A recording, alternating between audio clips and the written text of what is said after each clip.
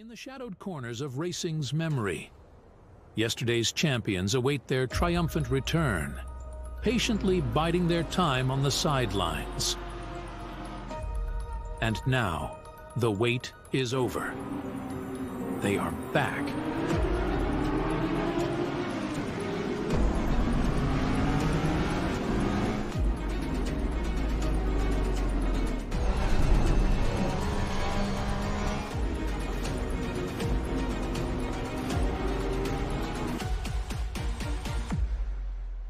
SARCO, UK versus USA. Powered by NAG.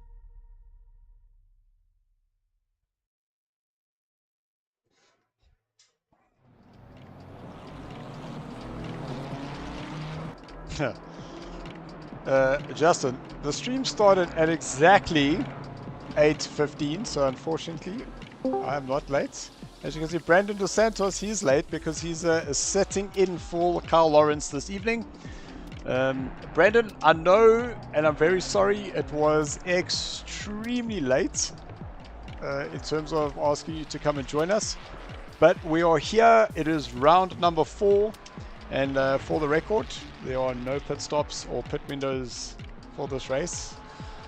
I know that there was major confusion in the last race, and it was because there was a pit window that was set up, and man oh man, have I ever seen two sides of the story coming together and kind of just accepting that those are the rules of the day, and there are still a few very, very deep wounds that people are adding to the salt.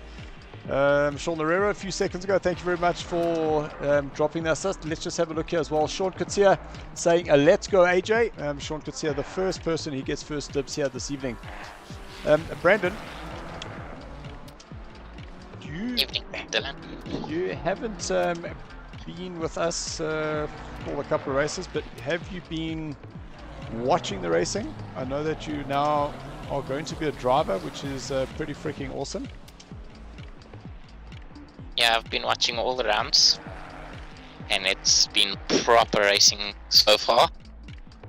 Yeah, last week wasn't the best with the pit strategy or the pit stops. It threw everybody's strategy out the window. Yeah. But yeah, it's one of those things. Some guys were okay, some guys obviously not. But yeah, we move on from that. 100%. And just having a look at the practice, we can actually just jump into that screen. And we've still got 2 minutes left of that practice. To everyone who's on the stream, guys, just let us know that you are able to hear Brandon. Obviously, we weren't able to hit a little mic check with him because it was very late notice. Carl was just about to join us, and unfortunately, his load shedding schedule had changed. So that was him off with 3 minutes notice. So we are going to be going into the qualifying, and we understand that one-lap qualifier. Brandon, you have had experience of the one-lap qualifier. What is your thoughts specifically around Laguna Seca as a track? Laguna Seca is actually, it's a very unique track. I like it. It's very fast flowing. The only thing that throws us off, I think it throws everybody off, is once you go through the corkscrew. If you get that wrong, your next few turns you are not going to have the pace. Well, I have to 100% agree with you. Thank you, Jonathan, saying both mics are working. So we're good to go there. And it's all about making sure that you are carrying that speed, because when you go down the hill through turns 9 and 10, generally people are going to set up an overtake through turn 11, and you want to be able to make sure that you are carrying that speed coming out of that corkscrew. Yeah, definitely. You want to make it as hard for the guy behind you as possible. So if you do screw up coming through the corkscrew, unfortunately, turn 11 is where they're going to pass you. One of the other crazy things that we've seen is the BOPs, the BMWs, have been given -40s for the last 2 races. We now come to Laguna Seca. Now all of a sudden, just in terms of that update, I think it's a 34 kilogram added to their weight. So this BOP really is causing all sorts of interesting conversations in our Discord. Yeah, that extra weight is gonna make it a bit harder for the guys. You're definitely gonna lose some time. I think maybe around here they're gonna be losing about 0.3 average of their race pace, if I'm not mistaken. So that is quite a lot of time that you have to try to find or become a bit defensive against the faster cars. One of the things that I did want to just bring up is we're now after 3 rounds. We have put in some drop rounds, but we do have Henry Mayer, who is currently top of the standings there. Only 8 points behind him is Ryan Ottens in the Porsche, our defending champion.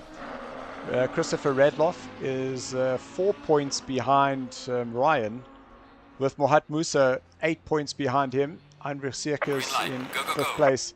In 10th, Andres Rodeo, he's in 6th place, tied with Aiden Russell, the 2 Project Vapor cars. Then AJ de Kock, 13 points behind the 2 of them. Tyler Humphreys in 9th place, 2 points behind AJ. And then Isham Domingo, 1 point. But essentially, from 1st to 10th place, it is only 50 points. And we've seen what happens in that last race with that double points. This evening is all about making sure that you bank in those points and carrying it through. Craig Earcoats from our Pro-Am, currently 15th overall, and it just shows you the split in terms of the Pro versus Pro-Am. Craig Earcoat is currently 1st place in Pro-Am. 10 points behind him is Jason Landsberg in 2nd. And in 3rd place in Pro-Am is Marius Botman, 5 points behind Jason Landsberg. So lots and lots of racing still to come as we see the cars heading out onto the track, and looking forward to this qualifying.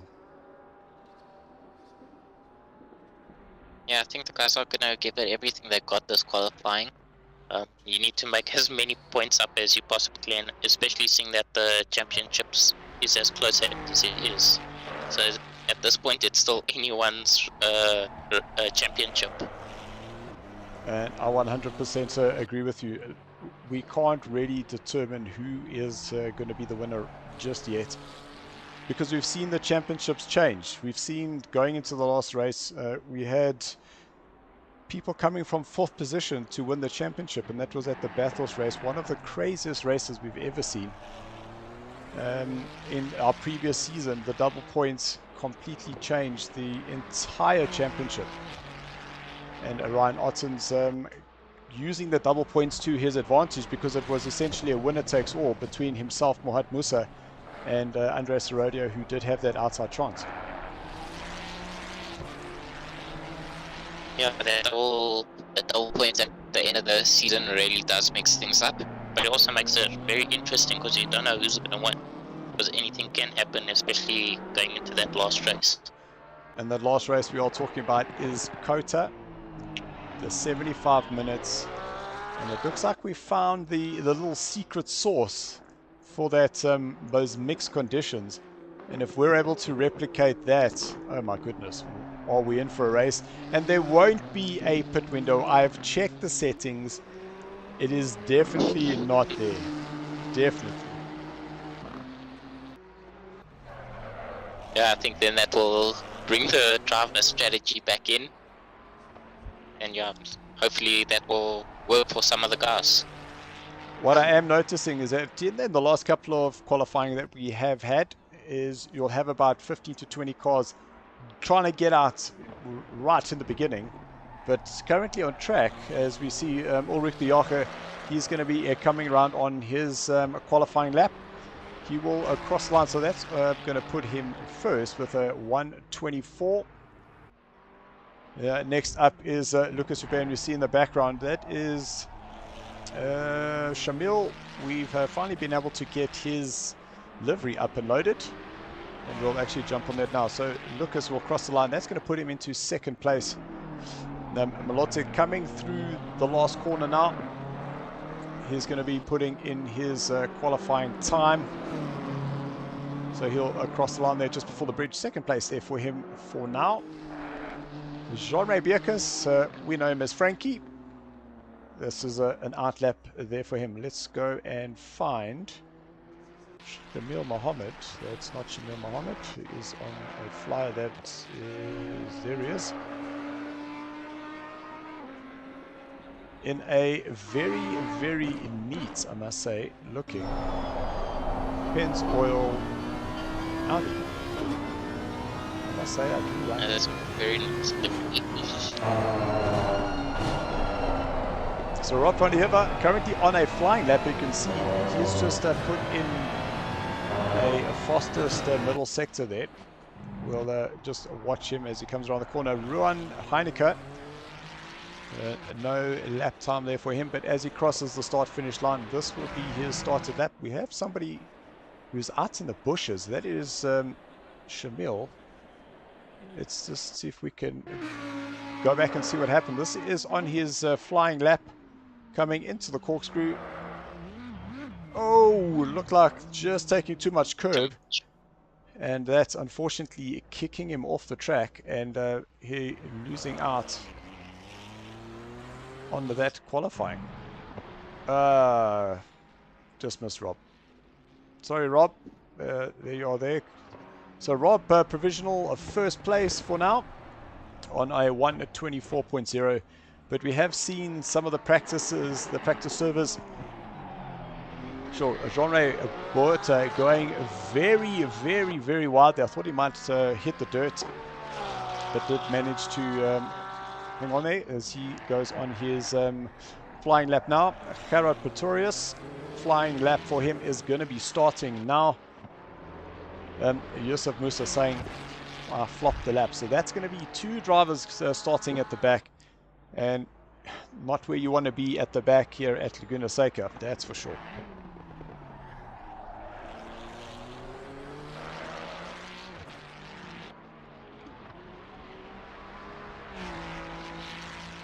So road crosses the line 123.9, but we are still waiting for the Laguna Seca drivers, the Alpha 1 drivers.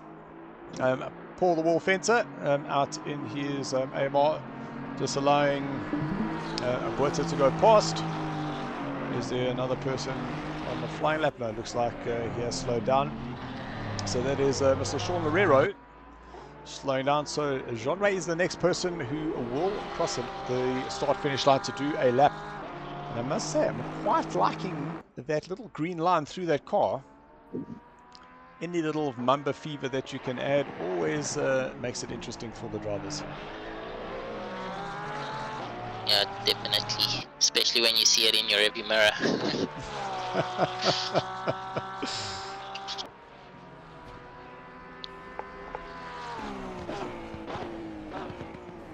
So that puts Jean-Ray in third place.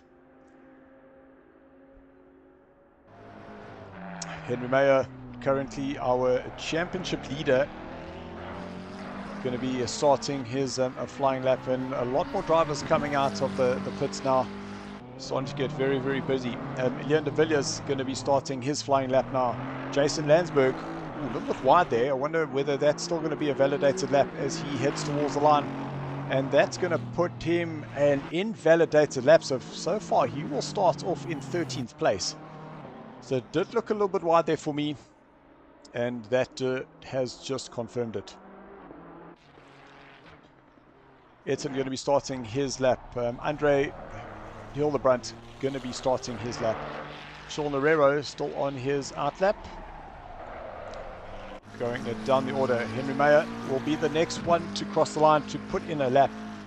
Will we see a 122? Ooh. Once again, that is wide. Brandon, you do not want to go wider than that, that's for sure. Yeah, I think he's trying to use up as much of the track to squeeze out that P1. But he's getting a little bit sideways there. I don't think that's going to help him too much. So I have seen a message from Stefan Couture saying, so sad, fluff turn 2. And this is the beauty about this one lap flyer. You either risk it for the biscuit and put down an absolute cracker, or you do a banker. And like we mentioned, that looked like that was a little bit wide, so that is going to put him in 27th place. Stephen Smith now, that's a much tighter line on that exit when we compare that to what we saw. So 8th place there for Stephen. Marco Bezzato note had an amazing race last week at Brands Hatch. He was stuck behind Leon, and those two BMWs traded places lap after lap after lap, but he just wasn't able to find a way past. So Marco will cross the line now, and that's going to put him into 10th place, up 15 from where he would have been ranked. Emily Benz going to be starting her flying lap as she heads out of turn number 11 and crossing the start-finish line. Andre Hildebrandt. Hildebrandt. Oh, keep adding an N in there. Sorry, Andre. So he crosses the line. 14th place there for him. Right in the middle back. Jabulani Madzivandondo. 23rd currently. Still needs to get his outlap going. Let's just have a look to see who is done and dusted. Still 4 minutes left and about 8 drivers currently on track. And Brandon, so far we have got 4 drivers that have unfortunately not been able to get a lap together for this one-lap flyer. Yeah, that's the thing with these one-lap flyers. You do want to push and get your P1 or try to get as high as you can. But obviously pushing too hard is going to cost you. So the question now becomes, how hard do you push? Do you try to go for that pole, or do you try to slack off a little bit and just get a good start for the race?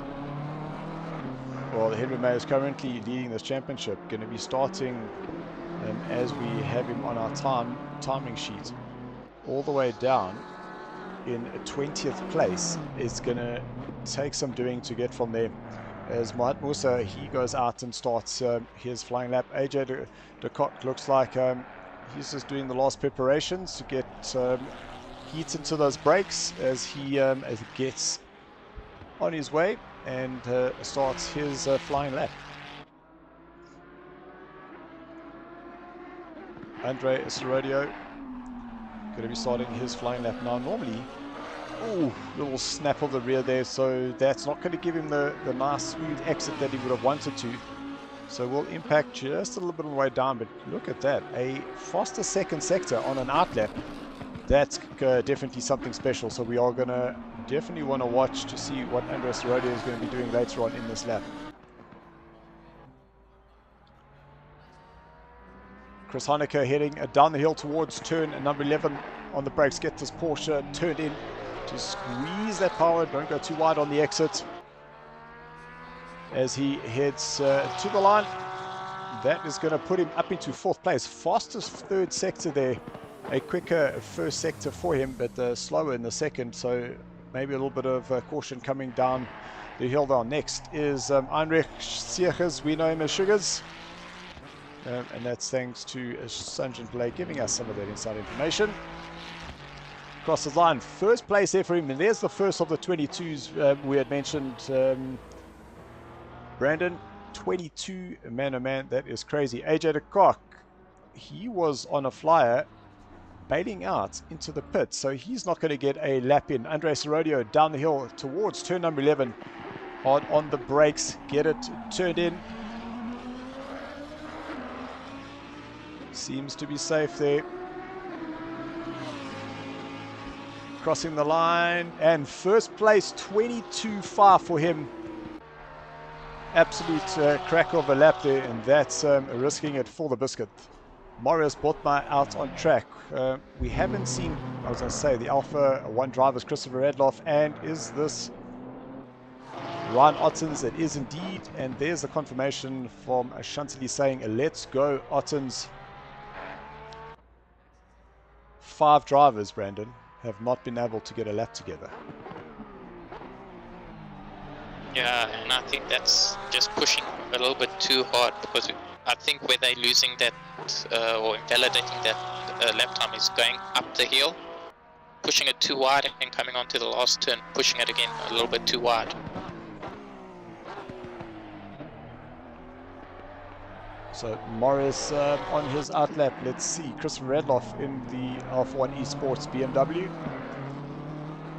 He's going to be looking to put some pressure onto the back of his fellow teammate Ryan Ottens.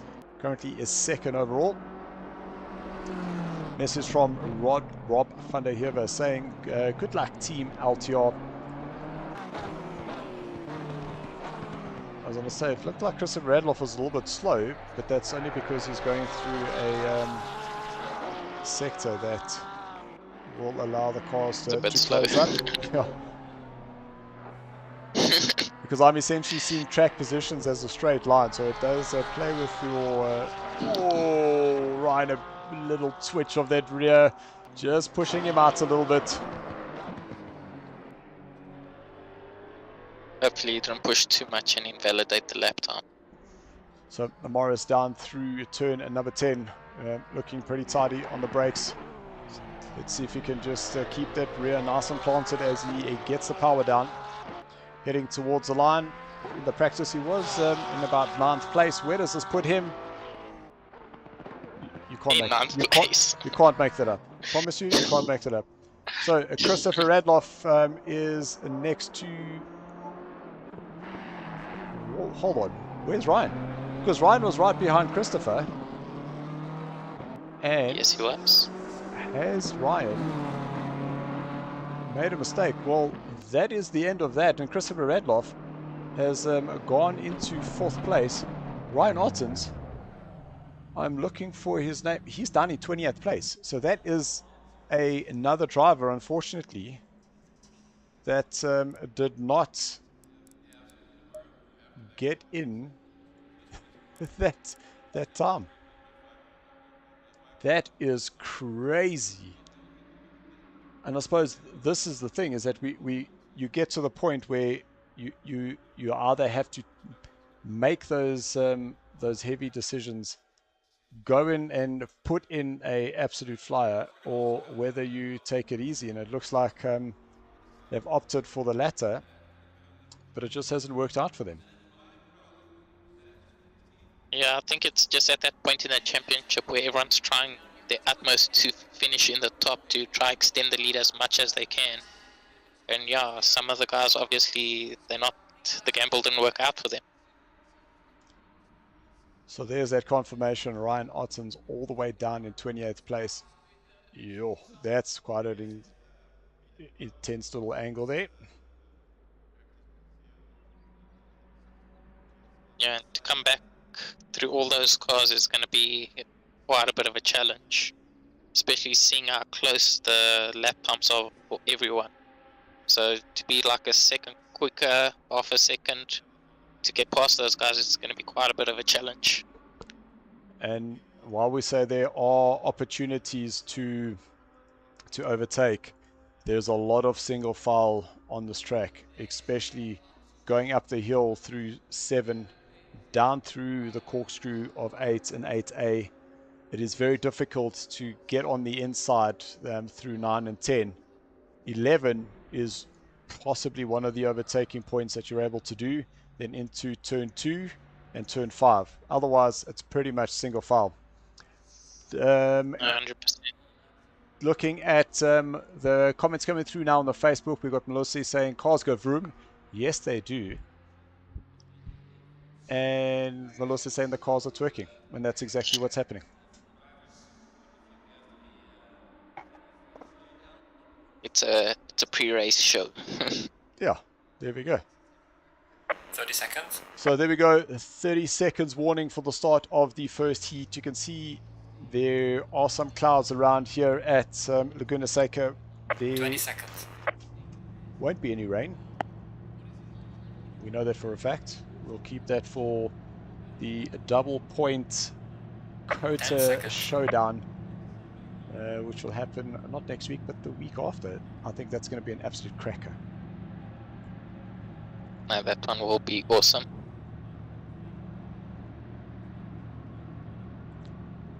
So everyone, let us know who you're cheering for this evening, as we got Unrace Rodeo, the Project Vapor driver, out in front with Seca's in second place, followed by Mohat Musa in fourth. Mohat Musa's in third. Christopher Radloff in fourth place. Fleming Bauer fifth. How did we miss him on his outlap? Sorry, Fleming. Makarot in sixth place. Jason Farmer seventh. Sean Herrero eighth. Chris Heineke ninth. Marius Butner, well, I said he crossed the line in 9th place, he did, but he has dropped down into 10th place. Then it is Ruan Heineke 11, Reno Roberts in 12th place. Then Rob van der Heever in 13th, Jean-Ray Boerte in 14th place, Ulrich de Jager 15th, Steven Smith in 16th. Guys, just getting there. Look at that long train of cars, man. It's going to be absolutely incredible. It's amazing to see so many cars on the track. It really makes it a proper spectacle to watch. So 34 cars have entered here this evening. That is green lights, and we are racing once again here at SARCO. And through your turn number one, it's going to be 2 wide. Will we have any 3 wide? We hope not. But so far, so good. Oh, there's a little 3 wide that BMW is just finding way. Oh, little knock off the curb there. And that is... That's Stephen. Yeah, Stephen got a little bit of luck in the SARCO car there. But it is... still nobody off the track, and everybody is running, so we are able to now just jump back into the action cams, and there we go. Heinrich following Andres Rodeo as he heads up the hill towards the corkscrew for the first time, and man oh man, Andre has really been able to open a little bit of a gap already. So just about a second is that gap he has been able to open over his triggers in this early part of the race. Christopher Radloff, he's right up behind the back of Mohat Musa, heading into turn number 11, and already the field starts opening up. There is some contact happening up at the top there through the corkscrew. You can see car number 29 stuck at the top there, and that is Marius Botma. Whoa, big sideways moment there for him.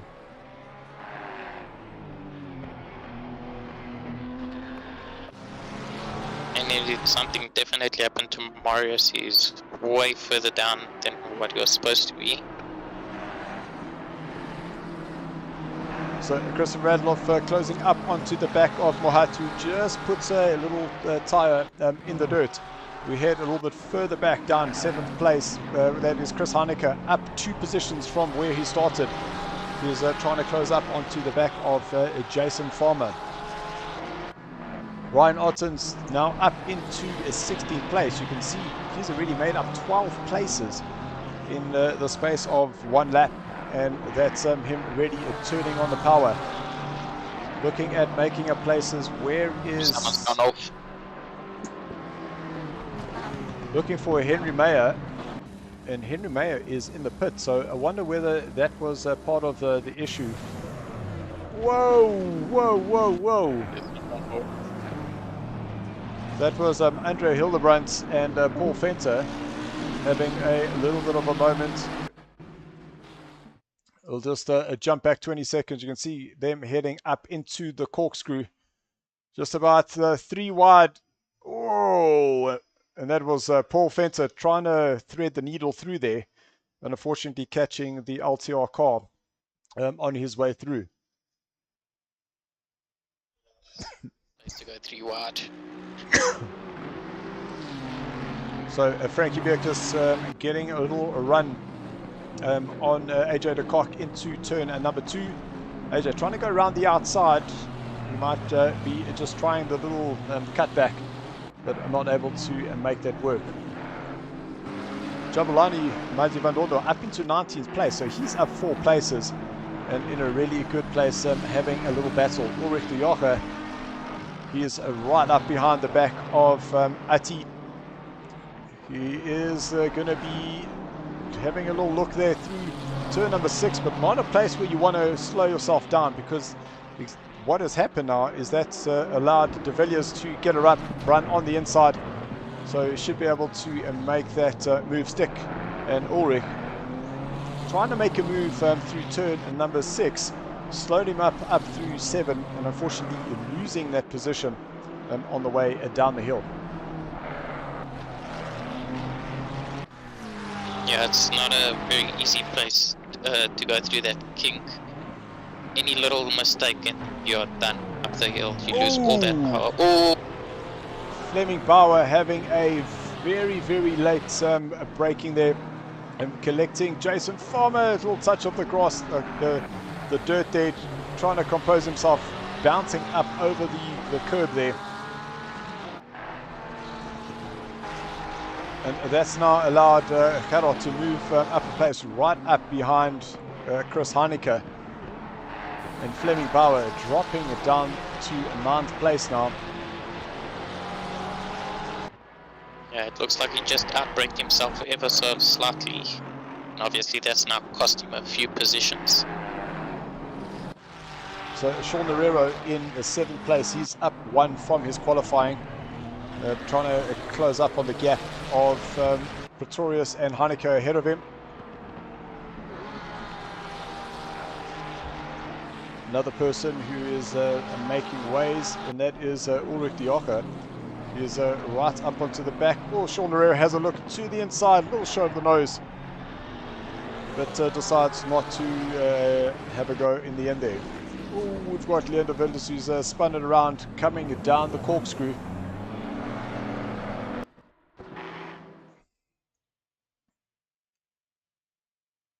So just taking a lot of curb, and that little bounce, just the rear wheel's not able to keep up with what the suspension was asking from it. And unfortunately, that is dropped him way down. One of the toughest spots on this track is the corkscrew. Any little mistake through there and that's it. You're going to spin, unfortunately. Oh, look at this, a man on a charge up into 13th position now. That is Ryan Otten's 13th place for him, having started all the way down in 28th place. Now finds himself ready to pounce onto P12. So pretty interesting stuff happening there. The man out in front, however, look at this, Andres Rodio, a 1:21.8. And now has a 3 seconds gap ahead of the Ferrari man Andre Segers in 2nd place. Muhat Musa still being plagued by Christopher Radloff. And we've seen some of the races that these two have been able to put on for us. Will there be a late lunge like we saw at Paul Ricard, where Christopher just squeezed on the inside, took the place, and that was unfortunately nothing that Mohat was able to do to fight back there. Sean Herrero closing up on Gerard Pretorius now within half a second, and you can see all those little red numbers, they are within 2 seconds, and it just shows you how close the drivers currently are. AJ de Klerk, he's putting some pressure onto the back of Andre Hildebrandt. Just running a little bit too wide, and Etienne Maton just backing out there and allowing AJ just to compose himself and get going again. So that move has been made. Sean Herrero has gone up a place, and we are able to just go back and have a look-see.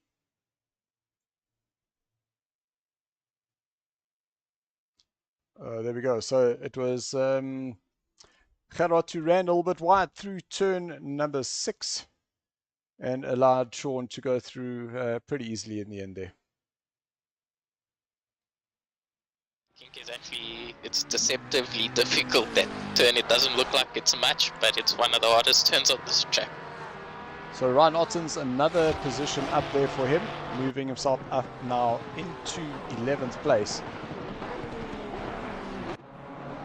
Christopher Radloff still within 0.4 of a second. As I say, 4 of a second, it changes to 5. Obviously. But behind Mohat Musa, the Project Vapor driver. Let's go a little bit further down the field and see what's happening with this long train of cars. And this is the battle for 24th, 25th, 26th, 27th. And Jabulani Matulandodo has just been overtaken in the background there. Overtaken by Ulrich de Joche on the straight, and the move pretty much gets done quite easily. Marco Bezuidenhout not having a good race here this evening, down 10 places from 29th place, and that front of that BMW is looking a little bit worse for wear. Yeah, he lost it going through the kink on turn 6. Lost it going up the hill. So Stephen Smith on the back of the Godzilla SpongeBob a GTR. It just does. Whoa, Stephen! Ooh, no, too much. Yes. But it looked like he was able to keep that out of the wall, so he should be able to rejoin. But now he's going to lose places to Jabulani as well as Marco. And it looks like it is Emily that is now right behind him. So there's going to be more pressure added onto him. Edson Maton having a good run onto the back of Andre Hilbrandt into turn number 2. But Andre being able to get that car turned in nice and tight onto that inside curve to the second phase of that corner. But will there be a run here from Etienne, setting himself up now through turn number 4 and having a little lunge through turn 5. Andre going defensive. Well, there is a move, Yusuf Musa up on the inside. That's a position there for him, and he'll say thank you very much, Mr. Pino. Up into 18th place, up 9 positions from where he qualified. Oh! And as I say that, hold your brakes, hold your brakes. Well done, Yusuf. Thank you very much. Christian Radloff now 0.3. Now goes to 0.4. Christian Radloff was within 0.3 of a second behind Mohat Musa.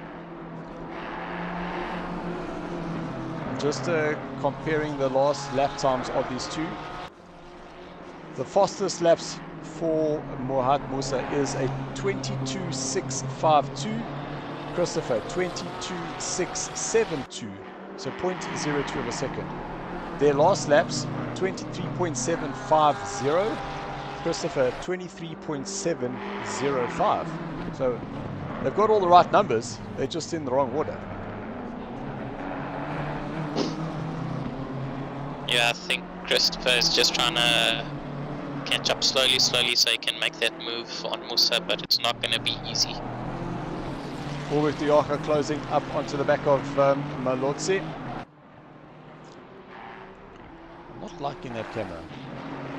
It always seems to, the cameraman Tim gets a little bit stuck there.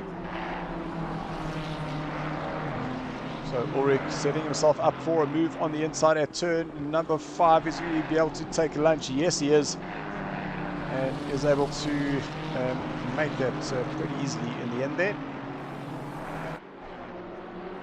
And Ulrich de Joche now up into 22nd place, but still 7 down from where he had qualified.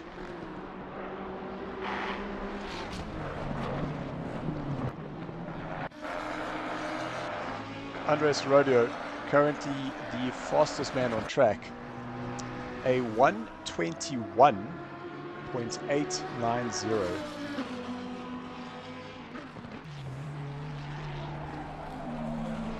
But so far, I'd say the driver for the day is this man right here, Mr. Ryan Ottens. He is now up into 10th place, up 18 places from where he started.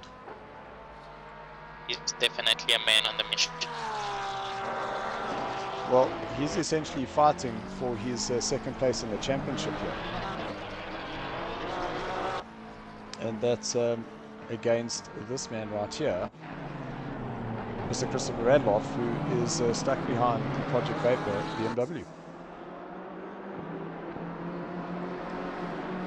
This is the thing with sprint races. All you need to do is put your head down and just have a go. So Chantilly's enjoying my little comment. Currently the driver of this race is most definitely Mr. Ryan Ottens. Leon de Villiers looks like he's moved up a place. Ati Pino is showing that he is... Oh, looks like Ati is not having fun in that BMW. Something has gone on here. What's happened? Oh, there we go. So Andre Hildebrand is just taken a place back from Etienne. So Etienne now back into 17th place, so currently where he had started. And Andre, defending on the inside. Etienne trying to go around the outside. That's going to be too much curb on both of them. Etienne's going to go off on the outside. Is he going to have enough pace to hold that line on the inside? He does just squeeze Andre a little bit wider. But Andre now just managing to hang on there, and does live to fight another day. Yusuf Musa, a little slow down warning. Must have just got a little tank slapper coming out of turn number 4.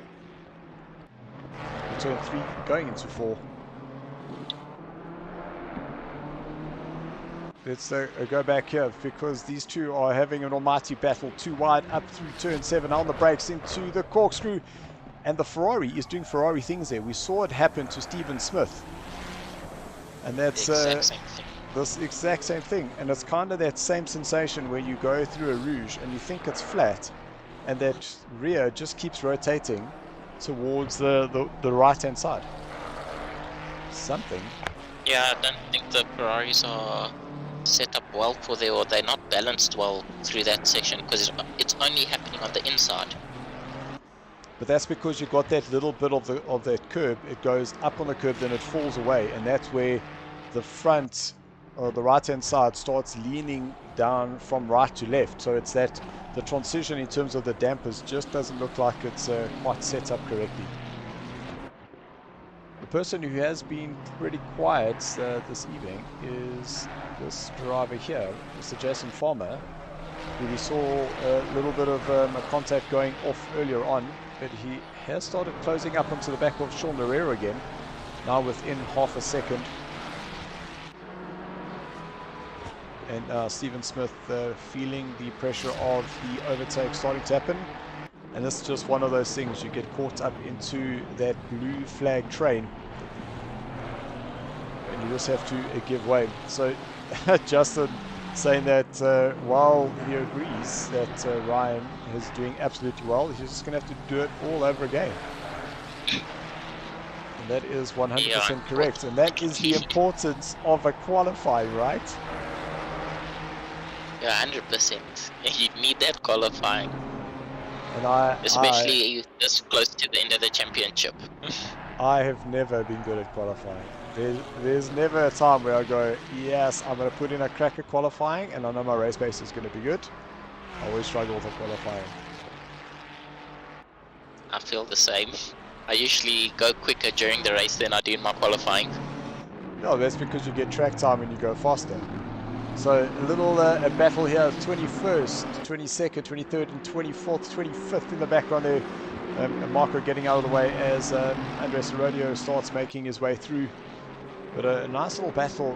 Looks like Emily's also collected someone. Ulrich de Joche on the brakes, looking to go to the inside of Jason. Jason just opening up that line just a little bit, just to allow a little bit of space. I've seen AJ Lecoq just moving up a position there. He's moved himself up to 14th place over Jean-Ray Boita.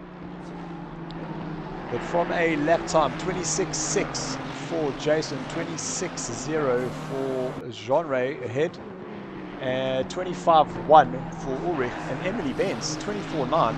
So Emily is currently the driver in charge out of this four-way battle.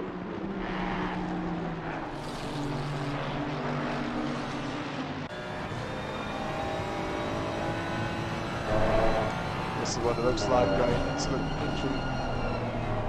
Ulrich looked like he was locking up the rears. Frankie going a little bit wide there. Ulrich around the outside through turn number 9. That's not something you see every day. Emily is also going to have a little look to the inside, but realizes that Andres Rodeo, the race leader, comes through, so she backs off, gets out of the way. In the background there, that is the second place, Andres Sugars, who's now making his way through, and that gap just over 4 seconds.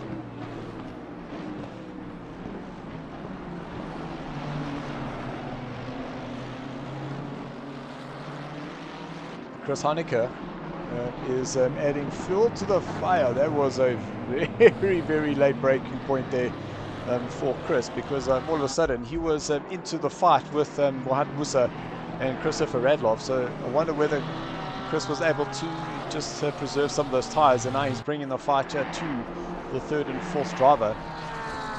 Jonathan saying that Emily's sporting a little bit of damage there.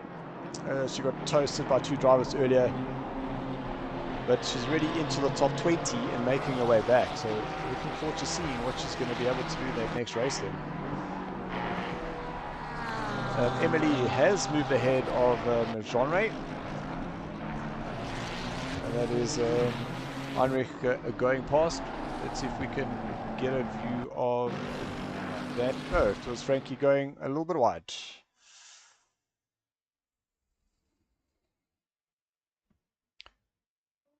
Ooh. And then Frankie just holding his line, allowing Heinrich to go around the outside. And it all worked out in the end there. It's a very scary place to overtake. So Jason Landsberg putting pressure on the back of Ati Pino. Ati using the little raised bonnet effect, showing that he's put into the wall, and Jason looking to take advantage. Jason moving to the inside. Andres Rodeo now behind Ati. Will there be a little flash of the light? It opens up the gap. So Andres Rodeo goes through. That opens a door there for the Aston Martin. Jason Landsberg is going to slot it up on the inside. But if we look at the back, Ulrich Diaker, will he have the run up the hill now? Having a little look to the inside. Ulrich squarely on the brakes, a little contact between the two of them there. And Emily allows the leading driver to come through. Even it's not the leading driver, it is Sugars that's going through. But check what's happening here. With 3 minutes left to go, because Christopher has got Chris Haneke right behind him. They've got some traffic ahead. Oh, and this is going to play. That is 3 BMW wide through turn number 1. Oh no, there's contact between Christopher and Mohamed Musa that sends the other BMW. Chris Haneke is going to try to go around the outside. Christopher just not able to get that power, and that's going to leave Mohamed back on the inside. Little touch of the dirt. And Chris Haneke is going to follow Mohamed Musa through. And Mohamed, I don't know how or what divine intervention he had there, but he has been able to hang on to that place. Frankie Bierkes now, he's going to be a part of this mix. And what will the story tell? There's Frankie, gets a little bit of curb, but Chris Haneke just swerves, and that's him just managing to hang on there, not hitting the wall. Will we be able to catch it? So here's the replay. Oh, and it was Christopher Randolph that was just slowed up a bit. So he moved over to try and avoid Frankie. And Chris, unfortunately, just moving out of the way, and that's just losing that rear grip. No, man, that's not the screen I wanted. There we go. Sean Herrero up into 5th place now, right up onto the back of Christopher Radloff, and there's Mohat Musa and Jason Farmer, Carol Pretorius, the 3 LTR drivers now right onto the back of Christopher, and I'm pretty sure he's not going to want that. There is a almighty battle here between Ryan Ottens and Fleming Bauer. Ryan Ottens up into 9th place. Fleming Bauer now down into 10th, so he's now dropped down 5 places from where he had started.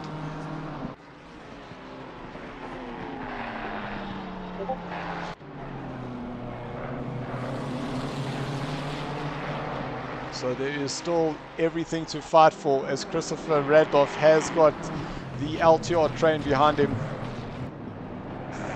3 LTR drivers now follow the BMW Alpha 1 Esports driver down the hill, and it is now 3 Ferraris versus the 1 BMW. And whoa, Christopher getting a little bit of dirt on the exit there.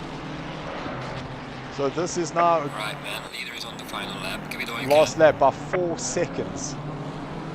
So Christopher is going to have to fight this 4-way horse for this last spot. Oh, it's not on the podium because Christopher's down in 4th place. Is Sean going to have a look to the inside? Christopher goes very defensive.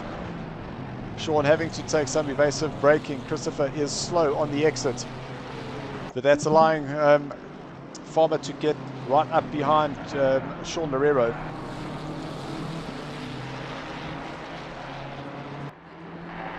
Man, oh man. Then I head back up the hill towards turn number 5. Christopher still hanging on there. Ooh, there's Andre Hildebrand on the outside of the track there, trying to just get things going. Ooh, Sean a little bit wide, but shouldn't be a penalty there. Christopher going defensive, moving back to the outside through turn 7 to get the car turned in through 8.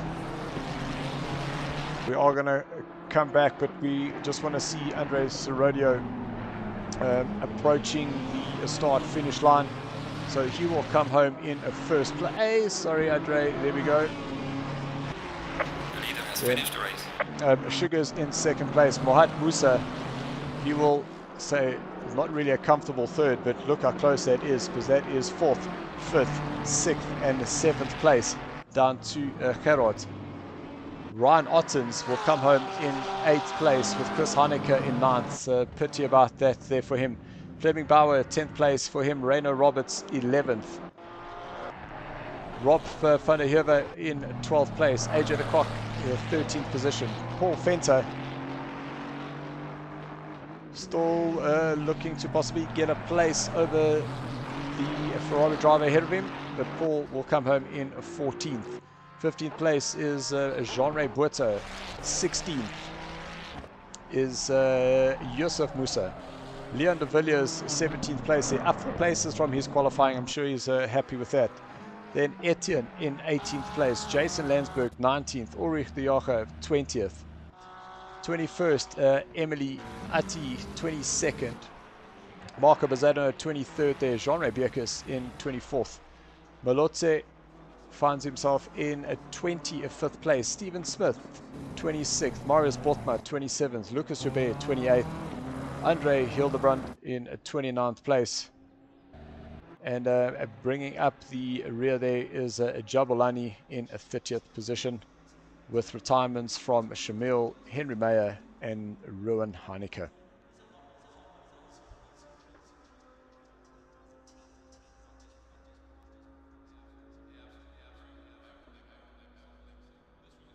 So, absolutely incredible race. Lots of drama. And it looked like the back markers did come to play there. And it is all part of the fun, Brandon. Yeah, 100%. Because also as the back marker, you also don't want to give up too much time, because you're obviously in your own battle as well. So everything does come into play. We are trying to obviously give way for the faster cars, but yeah, sometimes if they catch you in the right spot, it benefits them. Sometimes it doesn't benefit them. So yeah. And it's amazing to think how things had changed from when we had Chris Heineke now within that half a second of Christopher Radloff, and then to be caught up in that traffic, then all of a sudden losing out and dropping all the way down into ninth place.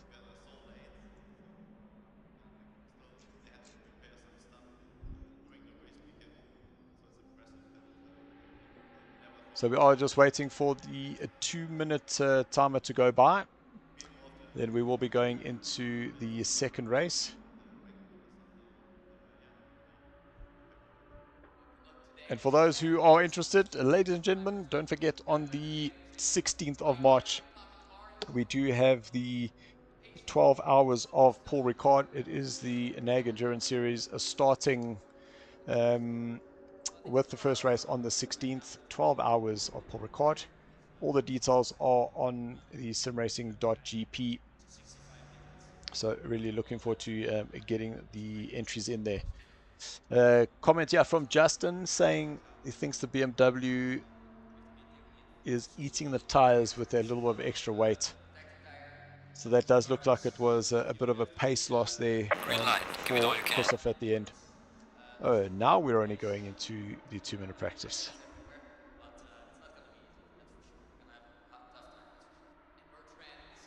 So, ladies and gentlemen, please do not go away. We're just going to go grab a little something to drink, and we will be back shortly. So, stand by.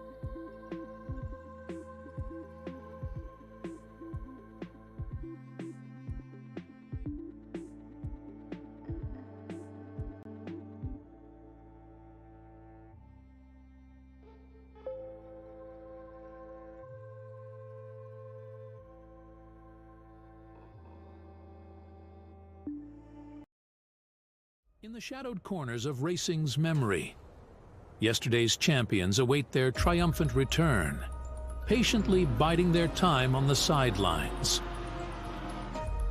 And now, the wait is over. They are back.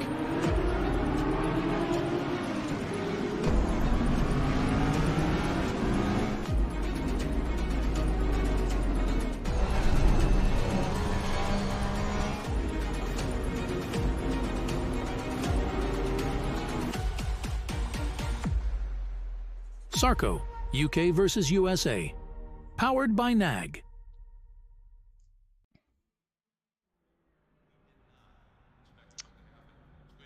SARCO's 2024. Season 1 brought to you by NAG. nag.co.za, or you can just go and find them on YouTube as well as Instagram. Go check them out. They really do some amazing gaming content. And if you haven't got your NAG magazine, they still do have some. And there was mention on Mix FM where their next edition will be out in June. So Josep Musa saying second race, let's go.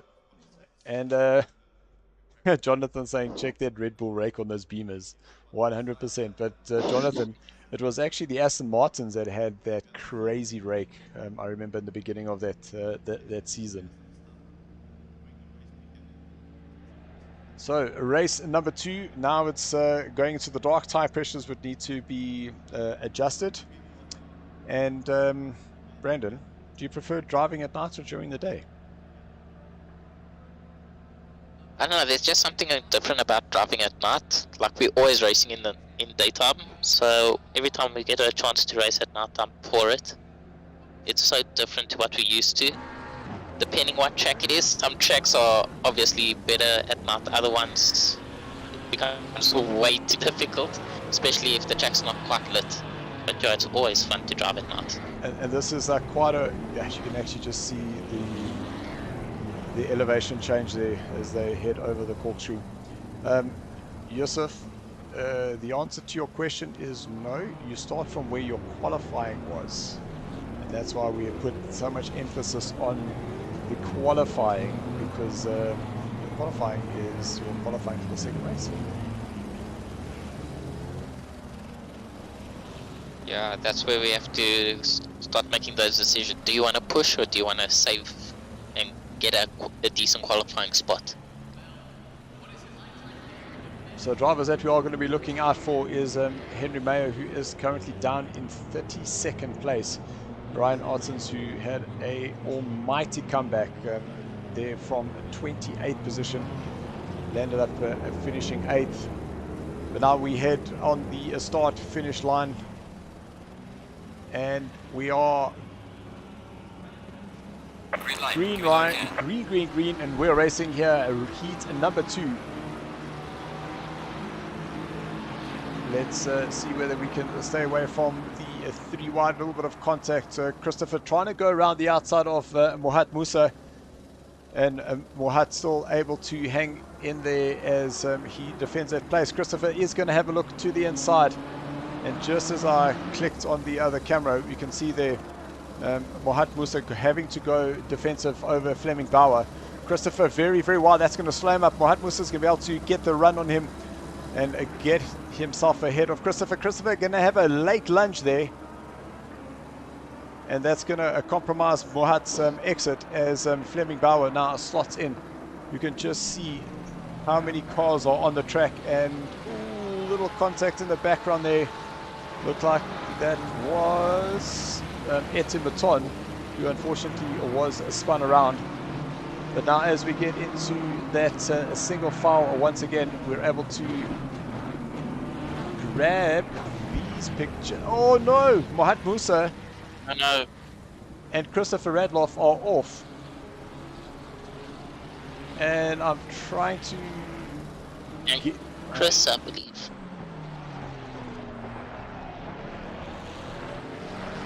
Okay, so I do have my cameras back. All of a sudden there was just so much happening there that all the cameras had frozen. But now Fleming Bauer is all the way up into 3rd place, having lost Mohat and Christopher, which all this is doing is just opening up the championship even more, because now with the points that Henry Mayer didn't score, with Christopher and Mohat Musa now down the order, it's just none and voided that bad result there for Henry. So Ruud that's the Heineke, things with these sprint races. what I was going to say, Ruud Heineke having a little look to the inside on Rainer Roberts, and just not able to get the move done, so he will have to slot in behind him as they head up through turn number 6. Whoa! That was Marco Bezuidenhout, who I just can't seem to catch.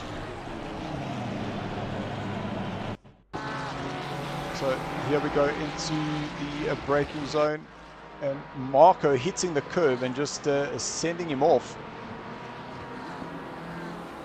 and is able to just join the track pretty cautiously, and gets himself back to the racing. But he is off again, so definitely not the race that Marco wanted to have here this evening.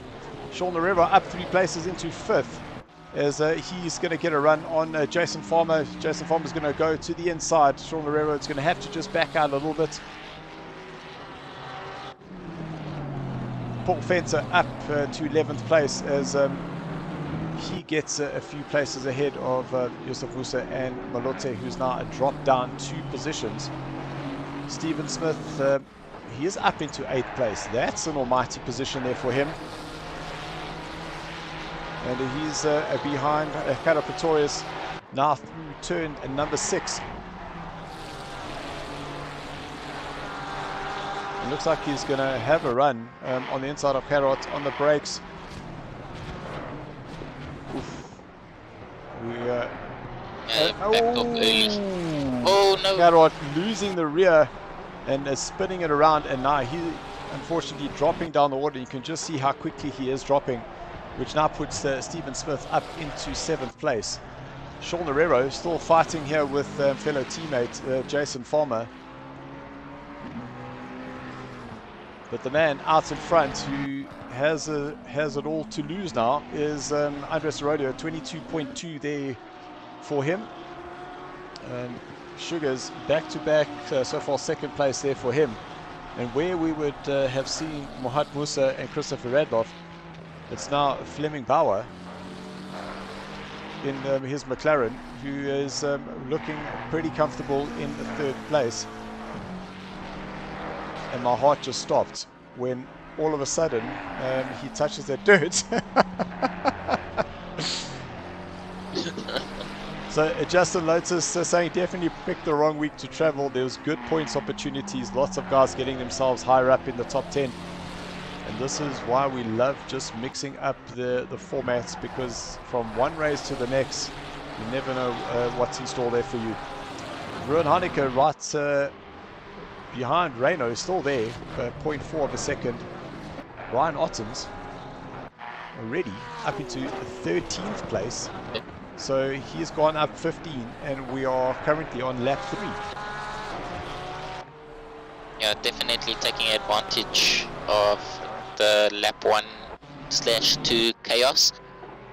But yeah, he's definitely on the move. Genre facing the wrong way, so unfortunately we did get the reverse end of that. So thank you, Nassif Benjamin. Nassif, actually one of our previous console drivers, coming in having a look. I did see Karot, we know him as VW, also gave us a like there. Thank you very much, Karot. Ooh, too wide into the last corner, I missed it. Chris Haneke is really closing up into the back of Ruan, who now is going to have a look on the inside of the Ferrari, of the Alpha 1 driving Ruan, able to just slot it up on the inside. He's going to get that move done, and just ahead of him is Stephen Smith, who's in 7th place and goes wide. I hope Stephen's not listening to the stream, because now he would have heard that. Oh no! Well, no. That's a contact between Stephen and I think it was Etienne. Can't find Etienne.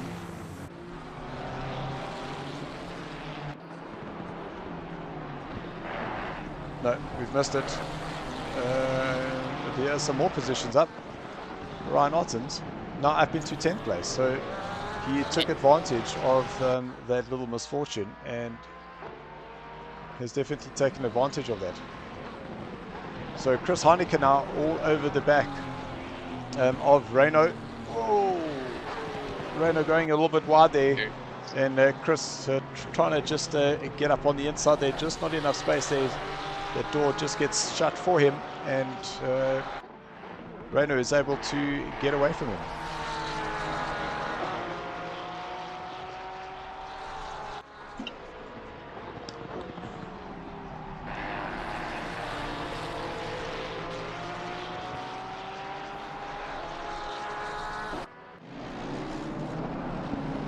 So down in 26th place, it looked like Ati was going to make a move on Emily, but then all of a sudden he ran a little bit wide. Going into turn number 2, and Emily now lives to fight another day.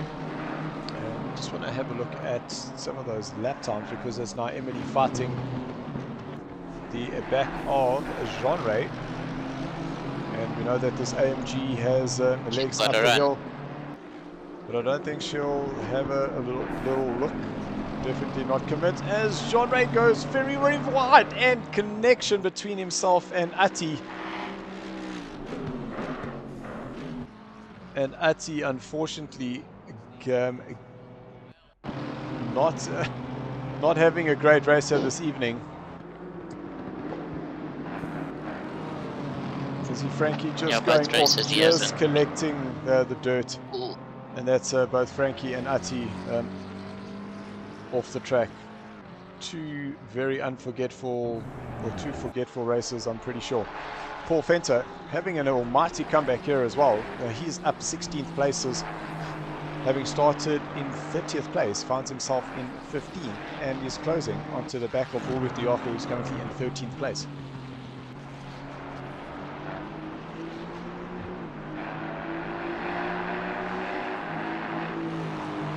Who I do want to go and look for, because where are they, is this driver here, Mohat Musa, who is now in 16th place. But where is Christopher Radloff? I do not see him on the timing. I was wondering whether Christopher had too much damage and had to retire the car. But that's a run. Will Chris Haneke be able to get up onto the inside into turn number 2?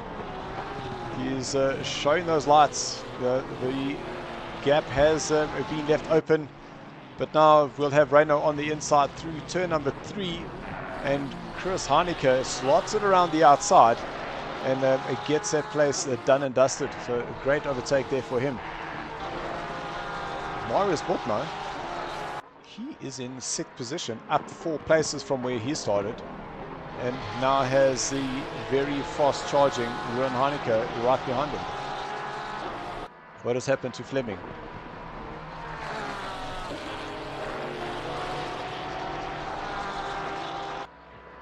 Fleming Bauer is dropped down.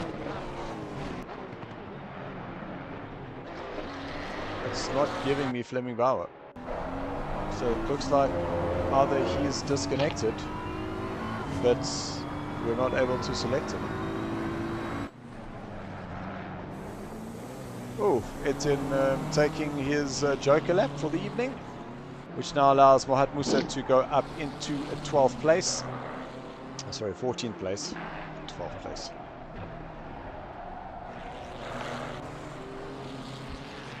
I heard some skid marks. I see yellow flags up.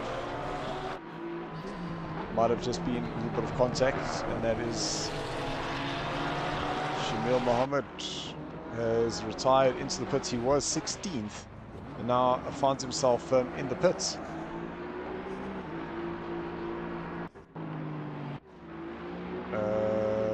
Don't know what happened there. Thought we could go back and catch some of that action. But here we go. Andre is being absolutely hounded. And there's the move on the inside by Jean-Ray Buerta. Great move at the end there. Reino is slow. Reino in 9th place. So he has allowed Ryan Ottens to get up into 8th place. And Ryan now chasing down Chris Haneke and Ruan Haneke. Oh! Very sideways through there. So that was Chris. That's going to leave him open for last turn. Yep, Chris catching the curb there, unfortunately. Little cutback there for Ryan. But has he got enough to have a move on the inside into turn number 2? So not close enough as yet. That car rotating nicely to get on the power. And Jason Farmer just pulling away. Ron and Marius just pulling away a bit of a gap now, because now that Chris Heineke is defending up against Ryan, those lap times have slowed down a little bit. And AJ de Kock is now 2.2 seconds behind Renault. And as we switch over, it just shows that AJ has moved up that position. And these two LTR drivers still having an almighty battle. Because while that's happening, Chris Heineke, while he's trying to fight Ryan Ottens, now has AJ de Kock and Rainer Roberts closing up on him. Oh, AJ is wide out of turn 9.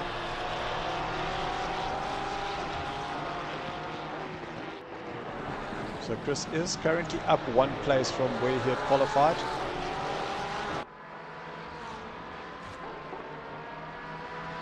And that's the thing, when you get past, you need to try recompose yourself so you don't fall into the pressure from the guys catching up from behind. So I am just looking. I want to see where Henry is, because I see that he did mention it's not a good race to start from the back. Most definitely. But now, oh! Oh no.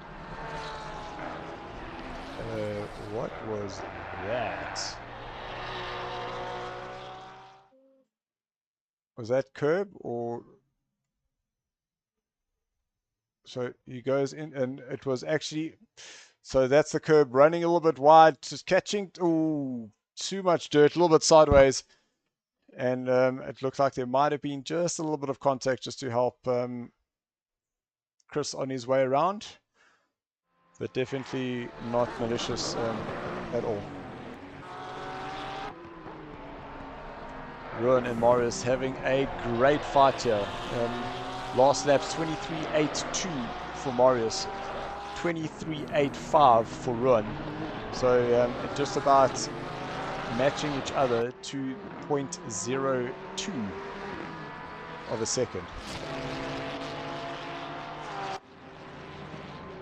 And this will allow Ryan to catch up. Yep, Frankie just getting out of the way, and there we saw Ryan just going into the corner. So he definitely is coming. Ulrich de Jager, 12th place there for him, up 3 places. He is now within half a second of Rob van der Heever, who is just ahead of him. But look who they now have to contend with coming through the field, and that is Mohat Musa.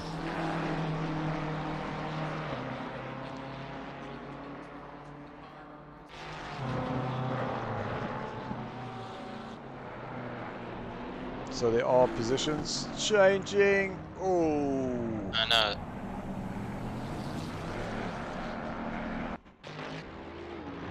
So this is Yusuf up against Andre, and then has Emily Benz right behind him. So in the braking zone, Andre touching the brake, Emily going a little bit too hot, just connecting with them, and unfortunately that did not work out for any one of them. So Mohat now closing up onto the back of Ulrich, and Ulrich will know that this is for a place. But I'm almost certain that Ulrich won't be fighting too much against Mohat. Paul Fentos just dropped down a place. That's because he is off. Has he hit the wall?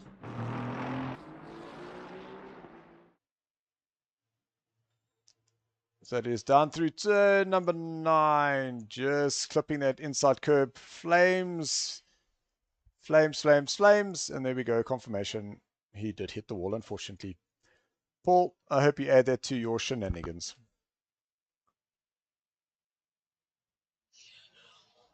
He did. Well, he should. Because technically it's his wall that he now hit. So you should be putting it on his wall. You'll have a nice list there. All the walls. Frankie off at turn 7 again. Turn 6. So I wonder whether Mohat's carrying a bit of damage here, because I'm seeing his last lap was a 23.4. Definitely not too much damage there. As Rob van der Heever goes a little bit wide, that slows up Ulrich. Mohat Wusso is going to have a look to the inside. And we did mention this as being one of the overtaking points. Ulrich does leave enough space. Mohat goes through, and that gets Mohat now up into 12th place. Yeah, he didn't fight it much. I think because he knows Mohat Musa is way faster. So Andres Rodeo pulling away 10 seconds from Irish Sugars in second place. And, this is what we saw last season as well. When we came to Laguna, Andre Sorolio, also same, he gapped everyone first race and second race, and he's doing a repeat this year as well. And the interesting thing that I find is it's amazing from track to track. We know that Andre has got the pace, but he's had some really unfortunate races, but he's always been able to come back in the race, where now what he's showing is just pure pace out in front.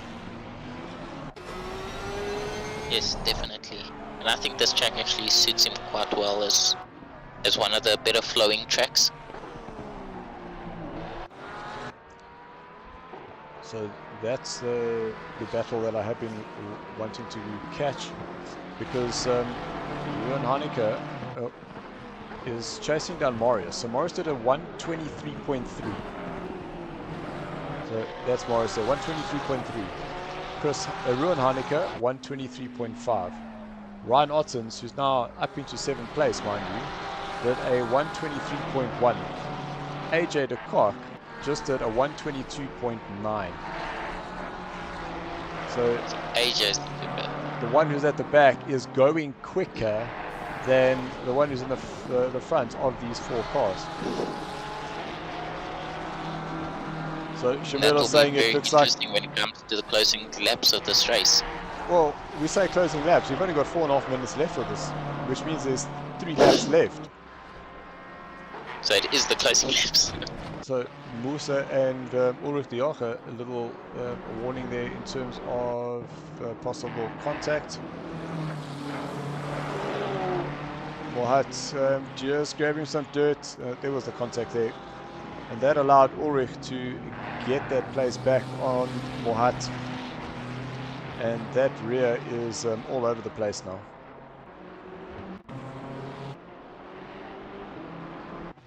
Wonder if he's not pushing the tires a little bit too much. And now it's obviously the tires might be a bit hotter, so he won't be able to put that power down. And that was one of the comments to say the heavier car definitely has put some strain on those rear tires. And this is by no insult to Sean Guerrero, but he has had a fairly quiet race. Now that, okay, that's not quiet, because right behind him, that is Jason Farmer in 4th place. But he is in 3rd, and he has opened more than a second gap between himself and his fellow teammate, Jason Farmer. So it wasn't quiet, sorry Sean, but you are making light work of it. So position changes, because Ruan Haneke has just gone off. Where is that? Oh, that's a retirement there. Just after the kink. So that's through the kink. Oh, going around the outside of Jabulani. And trying to get the car going again, and unfortunately spinning that car around. Ryan Ottens has got ahead of Marius, and AJ de Kock will now start it up on the inside as well through turn number 2. So still a great result there for Marius, up in 7th place. And look at that. That's a very awesome result. Comeback of the day definitely goes to Ryan Ottens.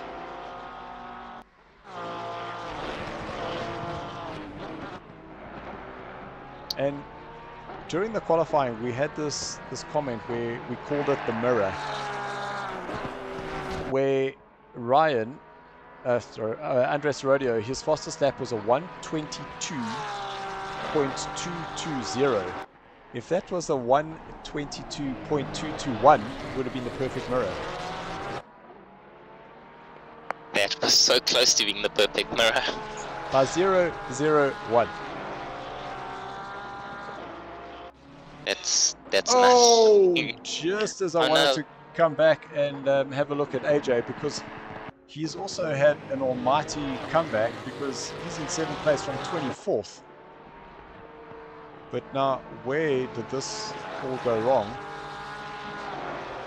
Too wide. Yeah, I just got onto the dirt and that's it. Sent him The around. leader's on final lap now. So that is now the final lap. So AJ now to 12th place. So Shantalis, I don't know if that one's going to be on you, because I never read your comment. Because technically, if I'd read it, then it would have been commentator's curse. So we just won't mention what you had said.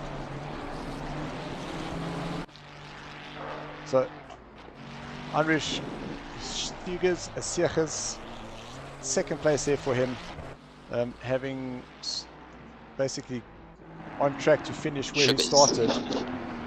Here we go. Andres Rodeo, back-to-back wins here for him.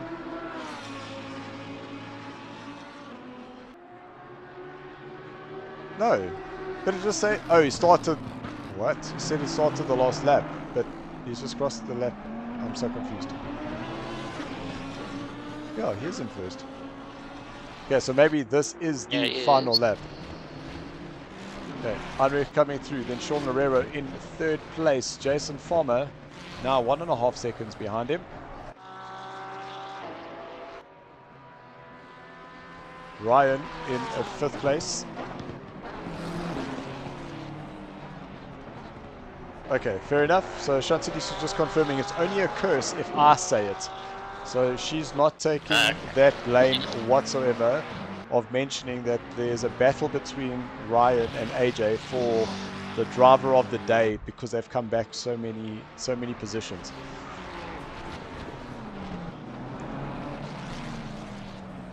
Yeah, I think we need to make an award for driver of the day.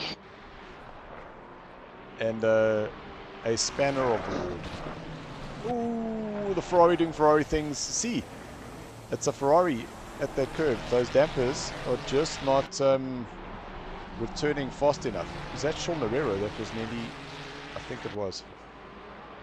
I think it was. The leader has finished the race. So there's your race winner, Andres Rodeo. A back-to-back wins there for him. Heinrich will across the line. 2nd place there for him. Sean Marrero, a well-fought 3rd there, followed by Farmer in 4th place. The driver of the day most definitely is going to go to Ryan Otten's 5th place there for him. Marius Bortma, he is definitely going to be happy with that 6th place, taking the race to the pro drivers. Rainer Roberts, tricky race there for him, right in the thick of things with Chris Heineke. Very unfortunate there for him. Mohat Musa able to gather some points there in 9th place with Ulrich de Joche in 10. Rob van der Heever 11th place there for him, just ahead of AJ de Kock. That was extremely close. 12th there for AJ. Etienne Maton, 13th position there for him. Jean Ray, sorry, not Jean Ray, that is Jean Ray. I was going to say Jean Ray Bierkes, but not. Jean Ray Buerta, 14th place there for him. Then Jason Landsberg, 15th. Paul Fenter, 16th after putting in the wall. 17th there for Emily. Yusuf Musa, 18th. Leon de Villiers, 19th. Andre Hildebrand, 20th. Marco Bezadenote, here comes home in 21st. Jabalani Mazivandondo, 22nd there for him. I want to get that off so we're able to just see the final results. Then Malote, he's in the 23rd. Lucas, 24th place there for him. There's Frankie, 25th. Ati in 26th place. Gerard in 27th. And retirement there for Shamil Mohammed.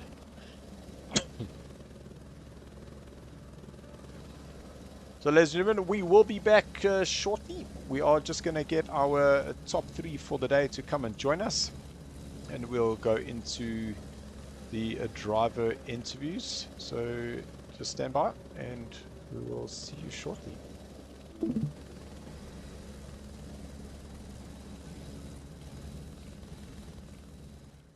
In the shadowed corners of racing's memory, yesterday's champions await their triumphant return, patiently biding their time on the sidelines.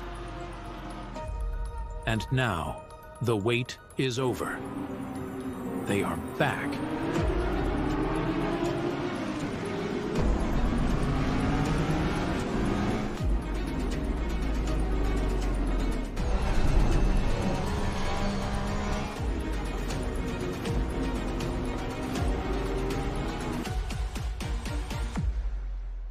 SARCO, UK versus USA. Powered by NAG.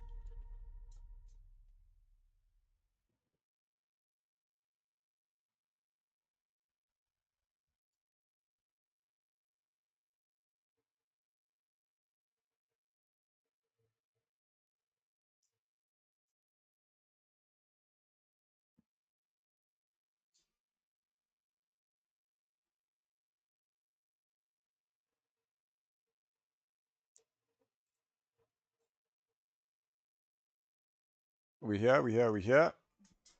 Just making sure that we are up and running. There we go.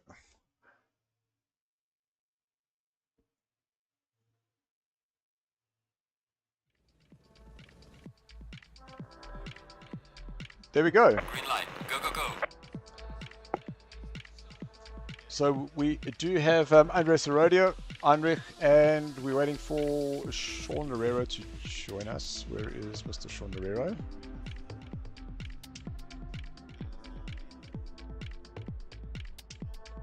Okay, while we don't have him, let's start with you, Heinrich. And apologies. The name Sugars has stuck, and I keep trying to correct myself. Use your real surname, but then the Sugars always comes back. No worries. I'd say very uneventful race there for you. Slotted into second place off the qualifying, and we're just about getting yourself through the traffic and just bringing it home for the Alpha One Esports team. Yeah, look, for me, this is a great result. I had very low expectation. Prep work was a bit minimal this round, so I'm more than happy with this result. Big kudos to Andre with his pace. Man flew from the start. I didn't capitalize on the first round's bad start. I saw too late that he was actually a bit behind me. The next one I was a bit ambitious, but yeah, we made it through, and I learned there's race pace, then there's race pace with back markers and no braking boards. It's something completely different. And then obviously for the second race you add the nighttime, and then it also adds a whole new dimension. Yeah. But yeah, lots of fun maneuvering through the back markers. Glad to make it alive. Thanks, guys. Absolutely awesome. Then we'll go to you, Andre, and it was actually Brandon in the comms box who actually mentioned that the last time we actually raced here is that it was a very similar result. Is you and your Lamborghini just flew away with the pack. Yeah, I don't know, man. All I have to say is that car just felt phenomenal, man. It just did what I needed it to do. You know, it was great. I think there was like proper symphony between me and the car. But no, it was really, really good. Yeah, from quali to the race, it was just about managing and like not pushing too hard, especially as Andrich talked about already. The back markers were really, really playing into the whole thing. So yeah, from my experience, the back markers were quite reasonable. And yeah, I didn't try force it too much, but yeah, it was just about managing the whole race. And then managing to bang in a 121.9 in race pace, that is absolutely crazy. Yeah, it just again, as I said, man, the car just felt beautiful. Just like it was digging into corners, was just doing what I needed it to do, and it was a very strange feeling. I'm not really used to it. Well, the car listening to me. So well, I can definitely say that the chat did jump with lots and lots of shout outs for Project Vapor as well as for yourself. So what an awesome result there for you. thank you. Let's go to you, Mr. Sean Lorero, third place. And I must say, I nearly put my foot in it and said that you've had a very uneventful race in third place, but Jason Farmer followed you the entirety of that race. I don't know how and or why I'm sitting in third. Well, welcome to the podium. It's quite surprising. But no, it was good. It was just about staying out of all the drama. And the pace was there, but yeah. I think a few else have said back markers were interesting to say the least, but no, it was good. It was good fun. And I'm pretty sure that you're quite happy with that result of third place, and I'm sure Jason Farmer's even jumping up and down himself with that fourth. Yeah, right at the end, he was chasing me, putting some pressure, and had some words to say as we crossed the line. So is it something like game on? Yeah, something like that, but I beat him, so it doesn't matter. Awesome. Guys, thank you very much. Good. It was absolutely fantastic. And we hope that you did enjoy it. To all those that joined us on the stream, thank you so much. Guys, just remember that this season is sponsored by NAG.co.za. You can check them out on the website or follow them on their socials. Lots and lots of gaming content is posted quite regularly with their new NAG news. Definitely go check that out. To the drivers, thank you so much once again. It really was awesome, and we're looking forward to the next race where it's now fast and flowing. Indianapolis. I've heard lots and lots of hate mail saying why are we on that track, but I think it's a great track for racing. So guys, we're looking forward to it. We go back to the 60-minute race next week. Brandon, I don't know if there's anything from you that you want to just say before we close off. It was an awesome race. Well done to all the drivers. Thank you to our sponsors NAG and MSI for making this possible. Thank you to you, Dylan. Cool. Yeah. Thanks for everyone watching. Thank you very much, guys. All we can say is keep racing, keep practicing, and thanks for watching.